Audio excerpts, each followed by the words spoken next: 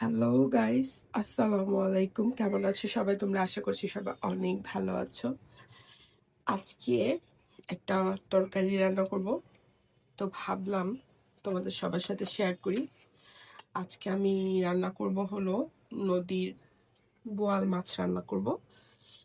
এই যে এই বোয়াল মাছগুলোকে আজকে জাস্ট পেঁয়াজ দিয়ে একটু ভুনা ভুনা করব। তো এখানে আমি বেশি করে পেঁয়াজ দিয়ে সরিষার তেল দিয়ে ভেজে নিচ্ছি। আমি সব রান্নাই অবশ্য সরিষার তেল দিয়েই করি, কিন্তু মানে আমার কাছে সরিষার তেল দিয়ে মাছ টাছ রান্না করলে অনেক বেশি ভালো লাগে। তো এইখানে আমি প্রথমে তেলের মধ্যে, যেহেতু আমার মাছের পরিমাণ একটু বেশি, তো একটু বেশি ঝাল ঝাল করে লাল লাল করে রান্না করব। তো এখানে বেশি করে একটু মরিচের গুঁড়াটা দিয়ে নিচ্ছি, যে 2 চামচ দিচ্ছি। তারপর দিচ্ছি যে হলুদের গুঁড়া দিচ্ছি, দেন ধনিয়া গুঁড়া আর হলো এই শুকনা মরিচের গুঁড়াটা একটু বেশি দিতে হবে। তাহলে আর তেলের মধ্যে যদি মশলাটা দিয়ে একটু আমরা ভাজা ভাজা করে নিই, তাহলে তরকারির কালারটা খুব বেশি ভালো আসে। আমি একটু রেড কালার হলে, একটু ভাজা ভাজা হলে দেন আমি দিয়ে দিব আদা রসুন। তো অ্যাকচুয়ালি রান্না করা আমার খুব পছন্দের, বাট যদি সবকিছু রেডি থাকে রান্না করতে কিন্তু বেশি সময় লাগে না। আর আজকে আমি অনেক রাতে মানে রান্নাটা করছি, কিন্তু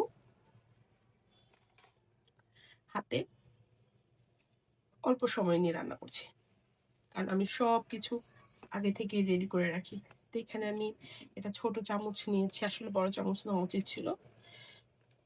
মাছের পরিমাণ বেশি হলে নদীর বড় মাছগুলোর মধ্যে একটু বেশি করে আদা রসুন দিলে খেতে ভালো লাগে। আর আমার এখানে রসুনের পরিমাণটা বেশি আর আদার পরিমাণটা কম, আর গোস্তের মধ্যে একটু আদার পরিমাণটা বেশি দিলে ভালো লাগে। ঠিক আছে, 5-6 চামচের মধ্যে দিয়ে দিয়েছি। এটা ভালো একটা ঘন হবে।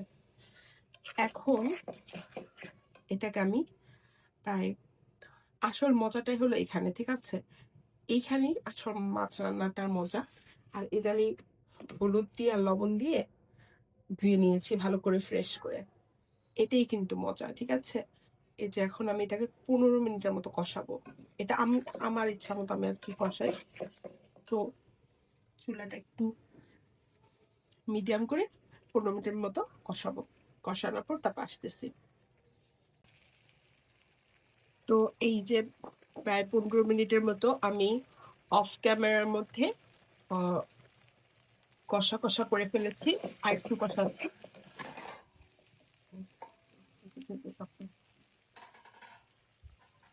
সরি শব্দের জন্য। তো এখানে খুব সুন্দর করে কষাচ্ছি।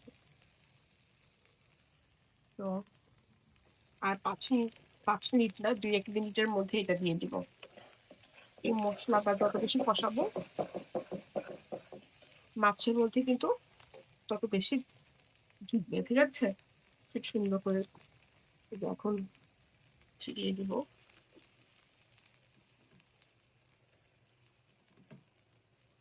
সবগুলাকে একসাথে দিয়ে অল্প পানি দিয়ে রান্না করতে হবে। জাস্ট এটাকে দো পেঁয়াজও করবো মাছটাকে, বেশি করে পেঁয়াজ দিয়ে ভেজে ভেজে করবো।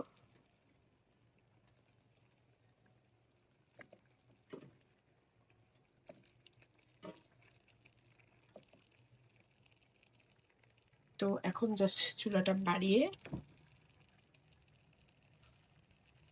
এই পেঁয়াজ আর তেল দিয়ে মিনিমাম 10 মিনিটের মতো এখন আমি জাস্ট কষাবো, দেন অল্প একটু পানি দিব।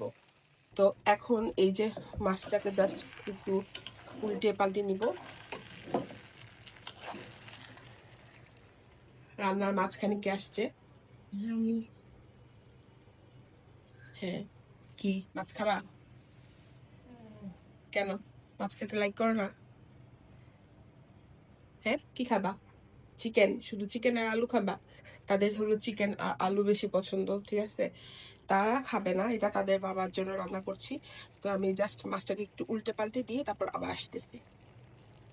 এই যে আমি মাছগুলাকে উল্টে দিয়েছি, এখন জাস্ট একটু তেলের মধ্যে দিয়ে কষাবো।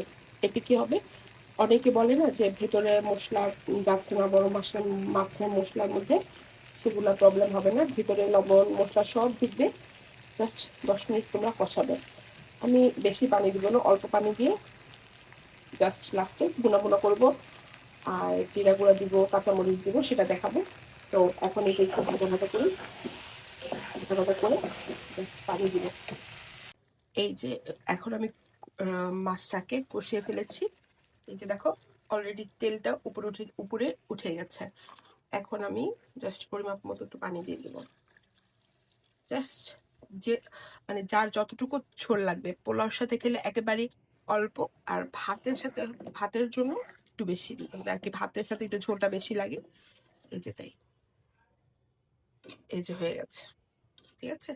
এখন জাস্ট বলকটা উঠে কতটুকু আমি রাখবো, ততটুকু ঝোল কমানোর পরে আমি নামানোর আগে কাঁচামরিচ আর জিরা গুঁড়াটা শুধু দিব, ঠিক আছে? এই যে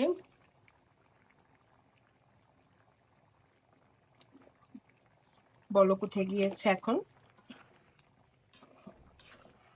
আর কিছুক্ষণের মধ্যেই কিন্তু হয়ে যাবে। আমি ততক্ষণের মধ্যে কাঁচামরিচটা আর জিরাটা জাস্ট একটু জিরা গুঁড়া দিব, সেটা রেডি করব। এই তো এখন আমি কাঁচামরিচ,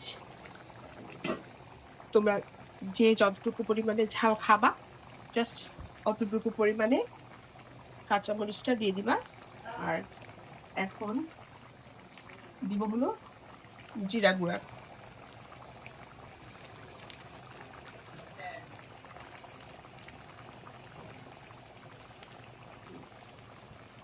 দিয়ে দিলাম।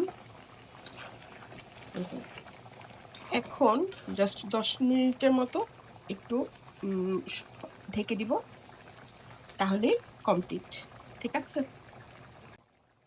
আমার তরকারিতে লবণটা একটু কম হয়েছে, অ্যাকচুয়ালি আমি দিতে ভুলেই গিয়েছিলাম। এখন দিয়ে নিচ্ছি।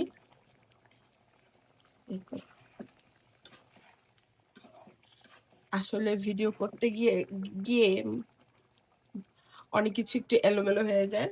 নেক্সট টাইম থেকে সবকিছু আমি রেডি করে তারপরে রান্না করব। তো এখন দেখব আমার রান্না শেষ, লাস্ট কি দেখো কি সুন্দর রংটা এসেছে, জাস্ট রংটা দেখো অনেক সুন্দর হয়েছে। লবণ টবণ সব পারফেক্ট হয়েছে, দেখে ফেলেছি অলরেডি, কমপ্লিট। তো চাইলে তোমরা এভাবেই খুব সহজে বোয়াল ভুনা করে ফেলতে পারো, ঠিক আছে?